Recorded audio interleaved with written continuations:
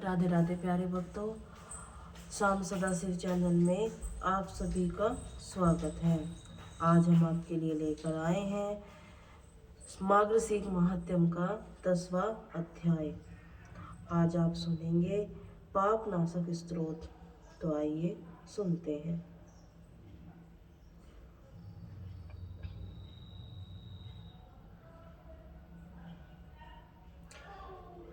सर्वव्यापी विष्णु को सदा नमस्कार है। श्री हरि विष्णु को नमस्कार है। मैं अपने चित्त स्थित सर्वव्यापी अहंकार शून्य श्री हरि को नमस्कार करती हूँ। मैं अपने मानस के विराजमान अव्यक्त अनंत अपराजिता परमेश्वर को नमस्कार करती हूँ। अब हे पूजने जन्म मरण से रहित पापनाशी श्री हरि को नमस्कार है। श्री हरि अर्थात श्री विष्णु मेरे चित्त में निवास करते हैं। श्री विष्णु मेरी बुद्धि में विराजमान है। श्री विष्णु मेरे अहंकार में प्रतिष्ठ है। श्री विष्णु मुझ में ही स्थित है। वे श्री विष्णु के चराचर प्राणियों में कमल के रूप में स्थित है। उनके चित्त में मेरे पापों का नाश हो, जो ध्यान करने पर पापों का हरण करते हैं और भगवान भावना करने पर स्वप्न दर्शन देते हैं। देवी इंद्र के अनुसार अनुसरण गणों से पर दुख दे वाले सब पापों हारी श्री विष्णु को नमस्कार करते हैं। इस निराधार जगत में अज्ञान अहंकार को डूबते हुए हाथ का सहारा देने वाले परातत्व स्वरूप श्री विष्णु के सम्मुख नमस्कार होती हूँ।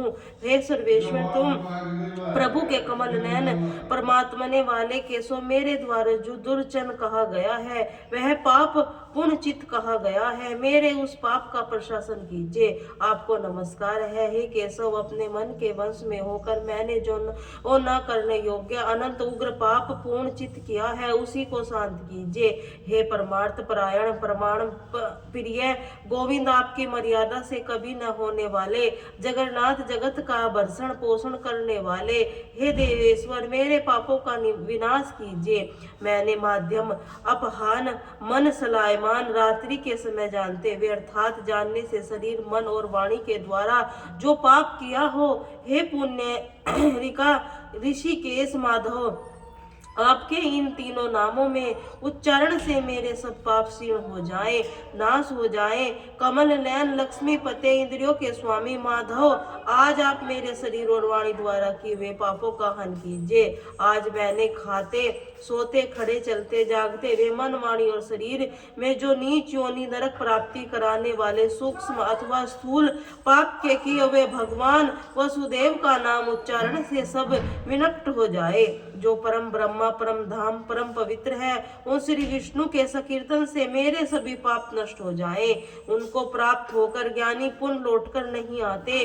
जो गंध स्पर्श आदि तन मात्राओं से विष्णु का परम पद मेरे संपूर्ण पापों का शयन करे। इस स्रोत को सुनने के साथ सभी के सच्चे मन से अपने प्राणों की क्षमा मांगनी चाहिए। यह था पाप नाशक स्रोत। अब हिंदी अनुवाद अब सुनिए। आज भी कथा श्री नारायण जी कहते हैं, हे मुने, उस तेज पुंज के सामने ध्यान स्तुति करके खड़े हुए देवताओं को उस तेजो राशि के मध्य भाग में एक कमनीय को देखा, जो सज चल चर छल के समान श्याम क्रांति कुंज परम मनोहर था। उसके मुख पर मंद मंद मुस्कान छा रही थी। उसका परम आनंद मंद जनक त्रिलोकी के मन को भी मोह लेने वाला था। उसके दोनों गालों पर मकरा का कुंड जगमगा रहे थे। उत्तम रत्नों से बने हुए नूपुर से सजे चरणों की बड़ी शोभा हो रही थी। उसी तेज पुंज से देवताओं के मनोहर अंग वाली श्री राधा जी को देखा। वे मंद मंद मुस्कान के साथ अपनी ओर देखते हुए प्रीतम की तिरछी चितवन से देख रही थी। उन श्रेष्ठ परमेश्वर और परम परमेश्वरी का दर्शन करके सभी देवताओं का बड़ा आश्चर्य हुआ। उनके तो संपूर्ण मनोरथ पूर्ण हो गए थे। इसीलिए उन सभी देवताओं ने फिर भगवान की स्तुति आरंभ कर दी। ब्रह्मा जी से बोले, हे परमेश्वर, मेरे मन रूपी भ्रमण आपके चरणों में लगातार प्रेम भक्ति पूर्वक दर्शन करना रहे। शांति रूपी औषधि देकर मेरे जन्म मरण के रोग से आप मेरी क्षमा कीजिए। मुझे सुदृढ़ और अत्यंत परिभक्त भक्ति का दास भाव दीजिए। भगवान शंकर कहने लगे, हे प्रभु, भव सागर में डूबा हुआ मेरा मन रूपी मत में सदा इसी घोर संसार रूपी कुएं में चक्कर लगाता रहता है। सृष्टि और संघात यही उसका अनंत निंदनीय विषय है। आप इस विषय को दूर कीजिए, अपने चरणों की भक्ति मुझे दे दीजिए। धर्म बोले, मेरे स्वर आपके आत्मनीय जनों के साथ साथ मेरा सदा सगागम होता रहे, जो विषय रूपी बंधन को काटने के लिए तीखी तलवार का काम करता है और आपके चरणों में स्थान दिलाने का एकमात्र कारण है। प्रभु, आप जन्म जन्म से मुझे अपने चरणों की भक्ति प्रदान कीजिए। भगवान नारायण कहते हैं, देवर्षि इसी प्रकार स्तुति करके मनोरथ पूर्ण हुए। वे तीनों देवता कामनाओं की पूर्ति करने वाले श्री राधा लम से सामने खड़े होकर देवताओं की स्तुति सुनकर कृपा निधान श्री कृष्ण के मुखारविंद मंद मंद मुस्कान खिल उठी। उनके हितकर सत्य वचन से बोले, भगवान श्री कृष्ण ने कहा, तुम यह लोग इसी समय मेरे धाम में पधारे हो और यहाँ तुम्हारा स्वागत है। शिव जी काश्य से कहने लगे, लोगों को तो कुशल पूछना उचित ही नहीं, यहाँ आकर आप सभी निश्चित हो जाइए। मेरे रहते भले यहाँ कौन चित है, मैं समस्त जीवों के भीतर विराजमान हूँ, लेकिन स्तुति से भी प्रत्यक्ष होता हूँ।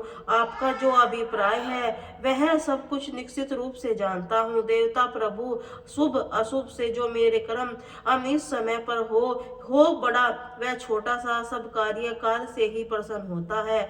वह तत्स्थल अपने समय से ही फूलने करते समय भी उसके फल पकते हैं और उसी समय पर भी वे कच्चे फलों से लद जाते हैं। सुख दुख संपत्ति विपत्ति शोक चिंता शुभ और अशुभ सब अपने अपने कर्मों के फल हैं, सभी समय पर उपस्थित होते हैं। तीनों लोकों में न कोई किसी का प्रिय और न किसी का अप्रिय।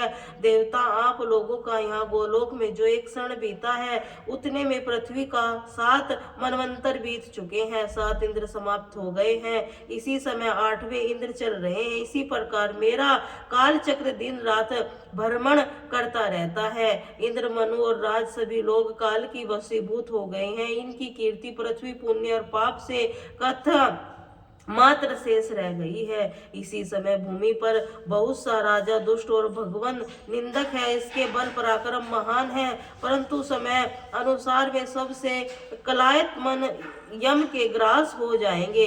काल के समय भी मेरा आज्ञा से ही उपस्थित वायु मेरी आज्ञा न मानकर ही निरंतर बहती रहती है, मेरी आज्ञा से ही अनन जलती है, सूर्य तपते हैं। देवताओं ने मेरी आज्ञा से सब शरीरों में रोग वे निवास करते हैं, समस्त प्राणियों में मृत्यु का संचार होता है, समस्त जल धर वर्षा भी कहते हैं। मेरे शासन से ही ब्राह्मण तपोधन तपस्या में योगी योग की निष्ठा रखते हैं। वे सब मेरे भय से भयभीत होकर स्व धर्म कर्म के पालन में लीन है।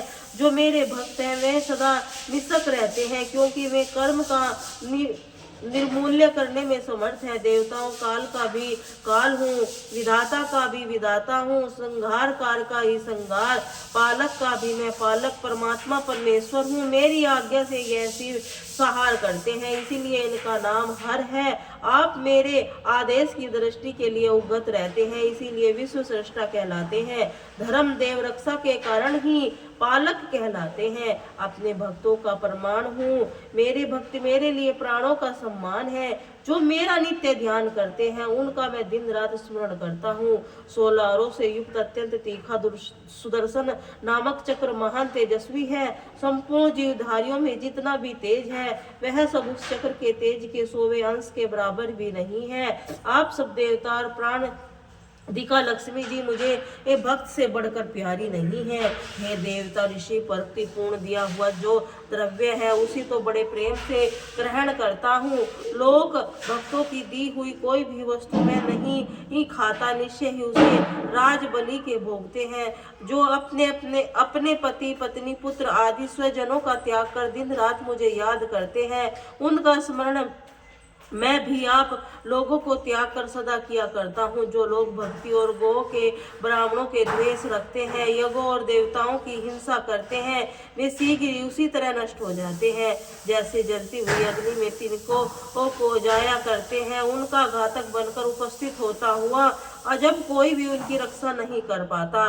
देवता, मैं पृथ्वी पर जाऊंगा, अब आप लोग भी अपने स्थान को पधारो, शीघ्र ही अपने अंश रूप से भूतल पर अवतार लो। ऐसा कहकर जगदीश्वर कृष्ण गोपियों और गोपनियों से बुलाकर मधुर सत्य संयोजित बातें कही। गोपी और गोपनियां सुने, तुम सब के सब नंद राय जी को यहाँ उत्कृष्ट ब्रज है, वहां जाओ, ब्रज में अवतार ग्रहण करो। राधिके, तुम शीघ्र ही वर्ष भानु के घर पधारो। वर्ष भानु की प्यारी पत्नी बड़ी साध्वी है, उसका नाम कलावती है। वे सुबल की पुत्री हैं और लक्ष्मी जी के अंश से प्रकट हुई हैं। वास्तव में वे पितरों की मानसी कन्या है और नारियों की धन्य मान्य समझी जाती हैं। पूर्व काल में दुर्वासा के श्राप से उनका ब्रजमंडल में गोप के घर में जन्म हुआ था। अब तुम उन्हीं कलावती की पुत्री होकर जन्म ग्रहण करो। शीघ्र ही नंद ब्रज में जाओ और कमल नयने बालक रूप में वहां आकर तुम्हें प्राप्त करूंगा। राधे, तुम मुझे प्राणों से भी अधिक प्यारी हो और मैं भी अपने तुम्हें प्राणों से अधिक प्यारा हूँ। हम दोनों का कुछ भी एक दूसरे से अलग नहीं है, हम सदैव एक रूप हैं। मुने, यह सुनकर श्री राधा प्रेम से विबल होकर वहां रो पड़ी और अपने नेत्र चकोर द्वारा श्री हरि के मुख चंद्र को सौंदर्य सुधा का पान करने लगी।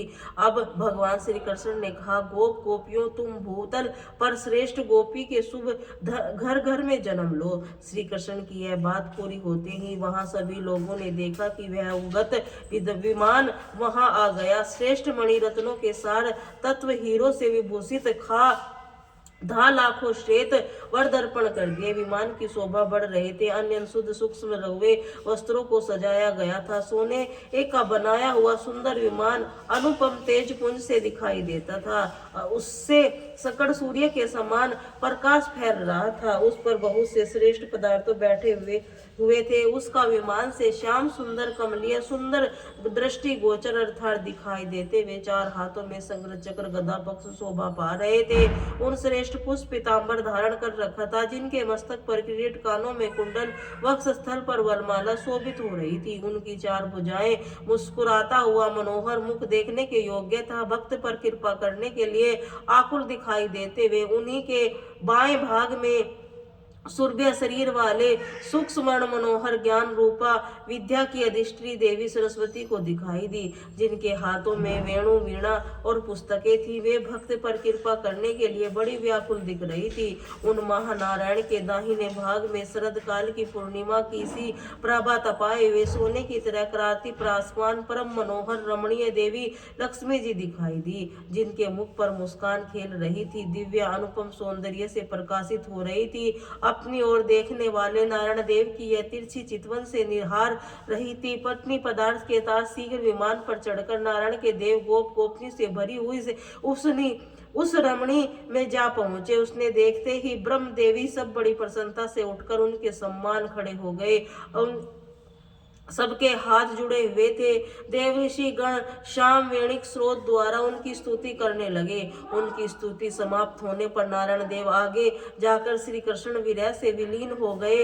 यह परम आश्चर्य की बात को देखकर सबसे बड़ा विषम हुआ। उसी समय वहां एक दूसरा स्वर्ण सा रथ पहुंच उसके जगत का पालन करने वाले त्रिलोकीनाथ श्री विष्णु स्वयं उतरकर उस सभा में आए। उसकी चार भुजाएं थी, वन माला के विभूषित पीतांबर धारी, संपूर्ण अलंकारों से सुशोभित, स्वपन और करोड़ों सूर्य के समान प्रकाशमान थी। श्री विष्णु जी के बड़े मनोहर दिखाई देते थे। वे मंद मंद मुस्कुरा रहे थे। हे मुने, उन्हें देवता भी लोग सभी उठकर खड़े हो गए। सबने प्रणाम करके उनकी स्तुति के बाद में वहीं पर भी राधिका वल्लभ श्री कृष्ण के शरीर में हो गए। श्वेत द्वीप निवासी श्री विष्णु के भी श्री कृष्ण विग्रह में विलीन हो जाने के बाद वहां तुरंत श्री स्फटिक मणि के समान गोर वर्ण वाले संघर्ष नामक पुरुष पधारे, जो बड़ी जल्दी में थे। उन्हें शस्त्र मस्तक पर और वे सूर्य समान के समान प्रकाशित थे। उन्हें आया देखकर सबने विष्णु स्वरूप संघर्षण जी का स्वतन किया। नारद जी उन्हें ही वहां आकर मस्तक झुकाकर श्री राधा के स्तुति सहस्त्र मस्तकों द्वारा भक्ति भाव से उनको प्रणाम किया। फिर उसके बाद धर्म के पुत्र स्वरूप हम दोनों भाई नर नारायण वहां गए तो श्री कृष्ण के चरणों में ही लीन हो गए। किंतु वह नर अर्जुन के रूप में दृष्टिगोचर हुआ। फिर ब्रह्मा जी, शिव जी, शेष धर्म, यह चारों वहां एक स्थान पर खड़े हो गए। इसी बीच में देवताओं ने वहां दूसरा उत्तम रथ देखा, जो स्वर्ण के सार तत्व से बना हुआ, तरह तरह के रत्नों से अलंकृत एवं ग्रीष्म ऋतु के मध्यकालीन मार्तंड की सभा तिरस्कार करने लगा। यह श्रेष्ठ विमान मोती मणि हीरे समूह में जो ज्वलमान प्रतीत होता रहा, उसे विमान पर बैठी हुई मूल प्रकृति ईश्वरी देवी दुर्गा को भी देवताओं ने देखा, जो रत्नम अलंकारों से विभूषित थी, जो मन और अनुपम तेज स्वरूपा देवी की शस्त्र भुजाएं थी, जिनमें तरह तरह के आयुध शोभा पा रहे थे। उनके प्रसन्न मुख मंद मंद मुस्कान थी, छटा छा रही थी, भक्तों की कृपा करने के लिए व्याकुल दिखाई देती थी, जो अपने दोनों पुत्रों के समान सिंह पर पीठ पर बैठी हुई थी। उस रथ ने उतरकर पुत्रों सहित देवी ने शीघ्रता पूर्वक श्री कृष्ण को प्रणाम किया। फिर वे एक श्रेष्ठ आसन पर बैठ गई। इसके बाद गणेश जी और कार्तिकेय जी पर, अनंतर शंकर जी को धर्म संघर्षण और ब्रह्मा जी को नमस्कार किया। दोनों देवश्रेष्ठ को निकट आया देखकर वे सबका देवता उठकर खड़े हो गए।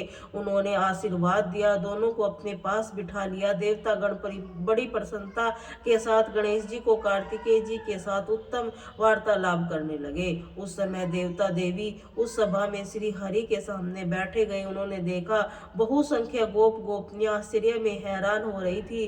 फिर भी श्री कृष्ण के मुख अरविंद पर मुस्कुराहट खेलने लगी। वे लक्ष्मी जी से बोले, हे सनातनी देवी, आप नाना रत्नों से संपन्न भीषण के राजभवन में जाओ। वहां विदर्भ देश की महारानी उधर के जन्म धारण करो। हे साध्वी, स्वयं कमंडलपुर में जाकर तुम्हारा पाणी ग्रहण करूंगा। फिर वे रमा आदि देवता पार्वती जी को देकर शीघ्र उठकर खड़ी हो गई। उन्होंने ईश्वरी को रमणी रतन सिंहासन पर बैठाया। वे विपर नारद, पार्वती जी, लक्ष्मी जी को सरस्वती जी के ये तीनों देवऋषि परस्पर योगोचित कुशल पक्ष करने पर वहां आसन पर बैठ गई। प्रेम पूर्वक गोप कन्याओं का वार्तालाप करने लगी। कुछ गोपियां बड़ी प्रसन्नता के साथ उनके निकट बैठ गई। इसी समय जगदीश्वर श्री कृष्ण ने वहां पार्वती जी से कहा, है सृष्टि के संहार करने वाले कल्याणमयी महामाया स्वरूपिणी देवी, हे शुभे, आप अंश रूप में ही नंद जी के ब्रह्म में जा, वहां पर नंद के घर यशोदा जी के घर में जन्म धारण करो। मैं भूतल पर गांव गांव में आपकी पूजा करवाऊंगी। समस्त भूमंडल में, नगरों में, वनों में मनुष्य की वहां अधिष्ठी देवी के रूप में भक्ति भाव से आपकी पूजा करेंगे। बड़े ही आनंद से तरह तरह के दिव्य के उपहार तुम्हें अर्पित किया करेंगे। शिवे, आप जैसे ही भूतल का स्पर्श करोगी, वैसे ही मेरे पिता वसुदेव यशोदा जी के सूतिका गार में जाकर मुझे यहाँ स्थापित कर देंगे। आपको लेकर चले जाएंगे। कंस का साक्षात्कार होने मात्र से ही आप फिर शिव जी के समीप चली जाओगी और भूतल का भार उठाकर अपने धाम में आ जाओगी। ऐसा कहकर श्री कृष्ण तुरंत 6 मुख वाले संग से बोले, वसु सुरेश्वर, आप अंश रूप के भूतल पर जाओ, जहाँ जामवंती के गर्भ से जन्म ग्रहण करो। सभी देवता अपने अंश से पृथ्वी पर जाएं और जन्म ले। मैं तो निश्चय ही पृथ्वी का भार हरण करूंगा। नारद ऐसा कहकर राधिका नाम श्रेष्ठ सिंहासन पर जा बैठे। देवता देवियां गोप गोपनियां भी बैठ गई। सभी बीच में ब्रह्मा जी भी श्री हरि के सामने उठकर खड़े हो गए। हाथ जोड़कर विनय पूर्वक उन जगदीश्वर से बोले, ब्रह्मा जी ने कहा, हे प्रभु, इस सेवक में निवेदन अनविध्यान कीजिए, महाभाग्य कीजिए कि भूतल किसके कहाँ स्थान होगा। स्वामी ने सदा सेवकों का अपना भ्रमण पोषण उद्धार करने वाला सेवक वही है जो सदा भक्ति भाव से प्रभु की आज्ञा का पालन करता है। कौन देवता किस रूप में अवतार लेंगे, देवियां किस कला में आवरण होंगी, भूतल पर कहाँ कहाँ किसका निवास स्थान होगा, किस नाम विख्यात होगा। ब्रह्मा जी की यह बात सुनकर जगदीश्वर श्री कृष्ण ने इसी प्रकार उत्तर दिया। श्री कृष्ण भगवान बोले, ब्राह्मण किसके लिए ये जहाँ स्थान होगा वह विधिवत बतला रहा हूँ। सुनो, कामदेव रमणिकी के पुत्र होंगे और सबरासुर घर में जो छाया रूप में स्थित है वह सती मायावी के नाम से प्रसिद्ध रति उनकी पत्नी होगी। तुम उसी रोमणी की नंदन प्रद्युम्न के पुत्र में होंगे और तुम्हारा नाम अनिरुद्ध होगा। भारती सोनितपुर में जाकर बाणासुर की पुत्री होगी। जगदीश्वर अनंत देवकी के गर्भ से उत्कृष्ट होकर और रोहिणी के जन्म लेंगे। माया द्वारा गर्भ का संघर्षण होने से उसका नाम संघर्ष होगा। सूर्य तन्या यमुना गंगा के अंश के साथ भूतल पर कालिकी नाम वाटी पटरानी होगी। तुलसी आधे अंश में राजकन्या लक्ष्मण के रूप में अवतरित होगी। वेद माता सावित्री नगजत की पुत्री सती सत्या के नाम से प्रसिद्ध होगी। वसुंधरा सत्यभामा और देवी सरस्वती सेव्य होगी। रोहिणी राजकन्या मित्र विद्या होगी। सूर्य पत्नी संज्ञा अपनी कला से जगत गुरु की पत्नी रतनमाला होगी। स्वहा एक अंश से सुशील रूप में अरवती होगी। रुक्मणी आदि नौ स्त्रियां हो गई हैं। अब सभी देवता भाग्य श्री कृष्ण ने जो आदेश जिस के रूप में धारण करने के लिए कहा उसका वर्णन आप अगले अध्याय में सुनेंगे। अब आप सुने श्री कृष्ण चालीसा पाठ। बंसी शोभित कर मधुर नील जलन तन श्याम अरुण अगत जनु बिका फल नयन कमल अभिराप कुंड इंद्र अरविंद मुख पीतांबर शुभ साज जय मनोहर मंदन छवि करसन चंदन महाराज जय यदुनंदन जग वंदन जय वसुदेव देवकी नंदन जय यशोदा सूत दुलारे जय प्रभु भक्तन के दृग तारे जय नट नागर नागन थैया कृष्ण कन्हैया धैनु चरैया पुनि नख पर प्रभु गिरवर आधारो आओ नंदन कष्ट निवारो वंशी मधुर अगत तर तेरी होवे पूर्ण मनोरथ मेरी जाओ हरि पुण्य माखन चाकू आज लाज भारत की राखो गोल का पोल चुंबक अरुण रे मर्दू मुस्कान मोहित रते रज्जित राजित नयन विशाला मोर मुकुट वे जति माला कुंडल शरण पीठ पर आके कटी के कण छन का छे नील जलन सुंदर छोवे लखिन सुर पर मुनि मन मोहे मस्तक तिलक अलुल गुंगरा लाओ करसन बसूरी वाले करी पयन पान सूत धरी तार का बका आगा सुर मायो मधुबन जल अग्नि ज्वाला में शीतल लखी तही नंद लाला सुरपति ब्रज चढ़ो रिसाई मसुर धरवाला वरसाई लगत लगत ब्रज वहा गोवर्धन नख धारो बचाओ खली सुधामन ब्रह्म अली का मुख मह चोंद भवन दिखलाई दुष्ट कंस अति उधम मचायो कोटि कमल जब फूल मांग्यो नाथी काल की है तुम लीन चरण चिन्ह में निर्भय कीन करी ही गोपन संग रास विशाला सबकी पूर्ण करो अभिलाषा केतिक में है असुर संग हार कंस की केस पकड़ के मारो माता पिता की बंदी छुड़ाई अगर सेन पर राज दिखाई मही मस्तक छह सूत योग मात देव की शोक मिटायो भूमा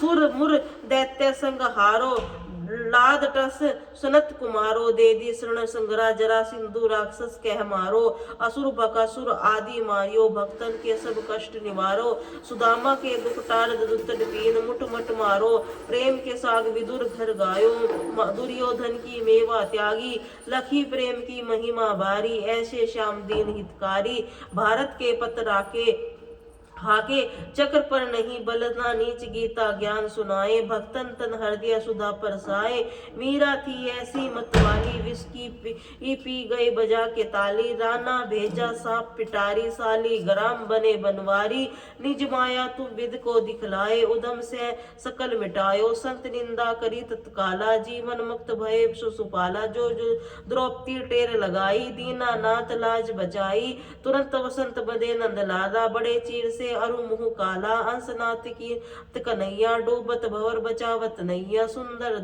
दास आज उद्धारी दया दृष्टि बनवारी नाथ सकल कम कुमारी निवारो समा देवी अपराधी हमारे खोलो पट दर्शन दीजो कृष्ण कन्हैया की जय बोलो श्री कृष्ण कन्हैया की जय बोलो श्री कृष्ण कन्हैया की